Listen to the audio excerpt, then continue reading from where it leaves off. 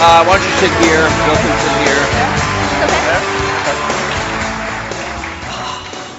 The first question I kind of was interested in asking is what you think each has contributed to the computer and technology industry, starting with you, Steve, for Bill, and vice versa. I think, but the biggest thing was Bill was really focused on software before almost anybody else had a clue that it was really the software. Bill, how about the contribution of Steve and Apple? Well, first I want to clarify, I'm not fake Steve Jobs. I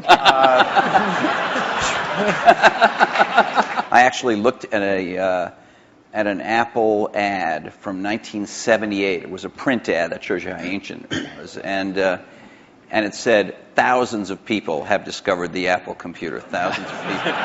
We had some very strange ads back then. We had one where it was in a kitchen, and there was a woman that looked like the wife, and she was typing in recipes on the computer with the husband looking on approvingly in the back. Yeah. Stuff like that. Most people, some people here, but I don't think most people know that there was actually some Microsoft software in that Apple II computer. Do you want to talk about what happened there, or how that occurred? The original Apple II BASIC, the integer BASIC, we had nothing to do with. But then there was a floating point one where, and I mostly worked with Woz on that. Let me tell this story. So Woz, and so we're getting a lot of input that people want this BASIC to be floating point. And like we're begging Woz, please make this floating point. Who's we? How many people are in Apple? Well, me. Yeah. We're begging Woz to make this floating point, and he just never does it, and he wrote it by hand on paper. And how much was I think you were telling us earlier? That was $31,000. That Apple paid you for the floating point BASIC. And I flew out to Apple. I spent 2 days there getting the cassette. The cassette tapes were the main ways that people stored things at the time. Right. And that was fun. And so we were working together. The schedules were uncertain. The quality was uncertain. The price. When Steve first came up, it was going to be a lot cheaper computer than it ended up being, but that was fine. So we made this bet that the paradigm shift would be graphics interface, and in particular that the Macintosh would make that happen with 128K of memory, 22K of which was for the screen buffer, 14K was for the operating system. So it was 14K. Yeah, 14K. Yeah, and we were actually negotiating a deal to invest and make some commitments and things with Gil Amelio. Next thing I knew, Steve called me up and said, "Don't worry about that negotiation with Gil Amelio. You can just talk to me now." And I said, "Wow." How do you look at yourselves in this landscape today? Because you are competitors in certain ways, which is the American way, right? We watch the commercials. And you get annoyed at each other from time to time. You know what? I have to confess, I like PC Guy better. Yeah, he's great. I like him. The art of those commercials is not to be mean, but it's actually for the guys to like each other.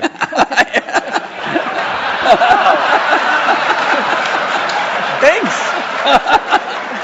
PC Guy is great. I like PC. Got a big heart. And in a few cases like the Zune, that if you go over to that group, they think of Apple as a competitor. They love the fact that Apple's created a gigantic market, and they're going to try and come in and contribute something to that. And we love them because they're all customers. The same processor, essentially, that the Mac had. This is one of those great ironies. They were switching away from that processor while the Xbox 360 was adopting it, but for good reasons, actually, in both cases. We try and do things that way. So that was the development system for the early people getting their software ready for the introduction of Xbox 360. And we never ran an ad on that. I see. Admirable restraint. That's wonderful. There were hundreds of them. Steve is so known for his restraint. I assume you carry a tablet PC. I don't know what brand it is. Maybe you change them up. I don't know. You obviously carry a MacBook Pro, I would guess, or a MacBook. Yeah, well, and an iPhone. And an iPhone. You have one? I do. Right here? Yes. Well, he has one. He took it out before. What is the iPhone and are some of these other smartphones, and I know you make you believe that the iPhone is much better than these other smartphones at the moment, but are these things, aren't they really just computers in a different form factor? You know, we're working on some things that I can't talk about. Again.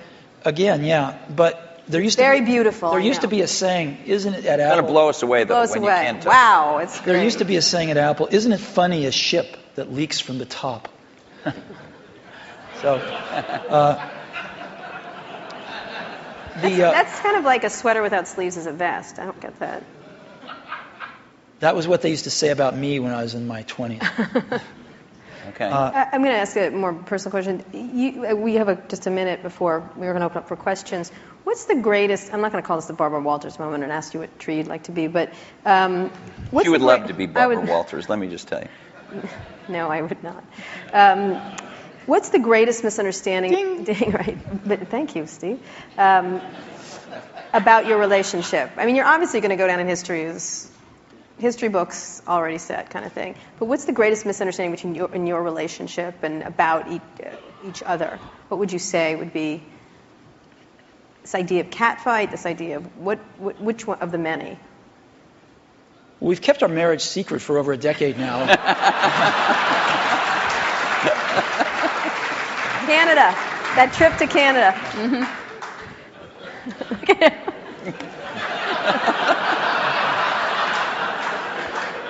Was there? Generally, we were both the youngest guys in the room, right? Individually or together. I'm about 6 months older than he is, but roughly the same age. And now, when we're working at our respective companies, I don't know about you, but I'm the oldest guy in the room most of the time. And that's why I love being here. And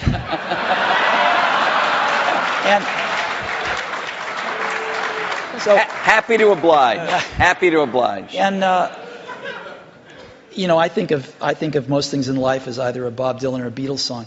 But there's that one line in that one Beatles song, you and I have memories longer than the road that stretches out ahead.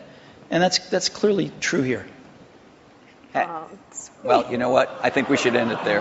Let's just end it there. I'm going to have a little tear right here. Thank you.